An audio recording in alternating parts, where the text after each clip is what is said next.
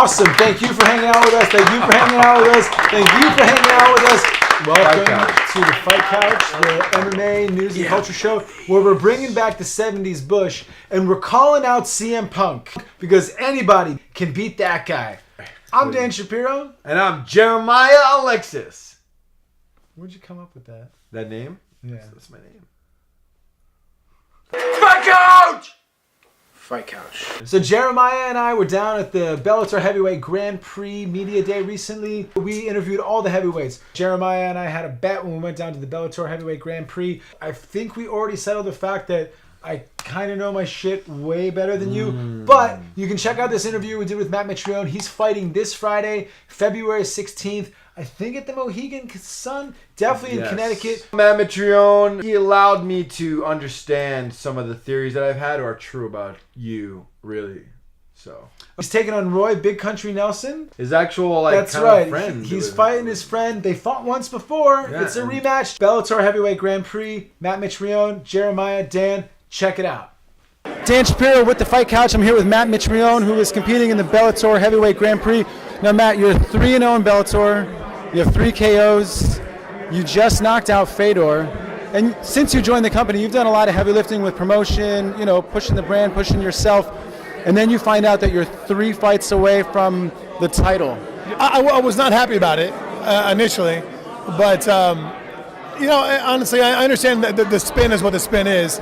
But I would have to beat these guys anyways, you know, and it's exciting. I'm a competitor. I'll get the strap sooner or later.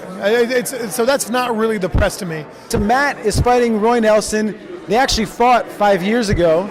You guys were both, you had some history. You're on the Ultimate Fighter together. Everything seemed kind of cool, but then as soon as Shane Carwin fell off that card, you seemed to be ready to step up and take that fight. Roy, when I fought Roy, that was my 6th fight ever. And they would, like I said, it had been off a 14-month layoff. So I think I had a lot of things to learn. I was still developing. I think that right now I'm arguably one of the best in the world. And I'm prepared for that. I think that I've learned a lot. I've learned a lot of patience. I've learned my fight game a whole lot more. And I'm settling in the gym now. So I'm not coming off injuries. I'm not coming off 3 different surgeries. I mean, I had a sports hernia, I had a broken hand, had a fractured orbital. I mean, I had all kinds of things going on. Now, if you were to seed the Bellator Heavyweight Tournament yourself, how would you rate the guys 1 through 8, starting from 8? I'd be number 1, and the rest of them would be tied for number 2. Okay, cool. Now, Matt, why do all redheads look the same? Oh, What are you asking? Why would he ask a dumb question like that? I don't know. I mean, it's like saying if Ed Sheeran and Front Row Brian look the same. Redheads do look the same, but I just think of a man of your caliber. Is the answer because they're soulless? I think that might be the answer. But I do think it's a little weird that he asked you that. So I'm going to ask you some questions as a professional because he thinks he's a professional. But okay, so you know, you've been at the top of your career in NFL and the MMA. I mean, you've been in some huge teams. You trained with Henry Hooft at Combat Club. You've been in a lot of team situations. Have you ever been in a situation with a teammate where maybe he's talented, but then he tries to step in front of you and steal your shine?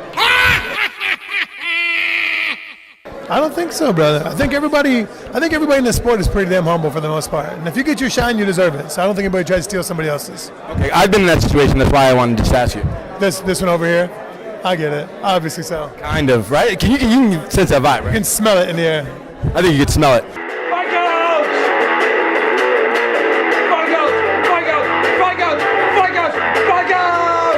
Tell you what, man, Mitrione is selling it. I'm buying it at this point, man. He's looking confident. To Mitrione land. Yeah, what do you think about that fight? Matt Mitrione, Roy Nelson? I think that Roy Nelson, you know, he's only a punch away from defeating an opponent, but I just think Matt Mitrione has got the length. He's got the stamina. I think he could be easily in the top 5 in UFC. I think he's my pick for the whole Grand Prix. But all right, so Jeremiah has made it clear he is picking Matt Mitrione not only to beat Roy Nelson on February 16th, he's picking Matt Mitrione to win the entire Bellator Heavyweight Grand Prix. I'm also leaning towards Mitrione to beat Roy Nelson. I'm not so sold on the entire Grand Prix yet. Tell us what you think about the Bellator Heavyweight Grand Prix, because the more that I'm thinking about it, the more I'm thinking about all the possibilities. All the possibilities. Hey, all King the Monkey, possibilities. Come up. King Monkey, come up. out of the gay Japanese dance clubs and whoop some fucking ass. You never know. If you want to know more about King Mo and the gay Japanese dance clubs, you have to stick with us on Fight Couch because we have more episodes coming. For everyone at the Fight Couch, stay tuned with us. I'm Dan Shapiro. I'm Jeremiah Alexis. Fight Couch. Fight Couch. Fight Couch!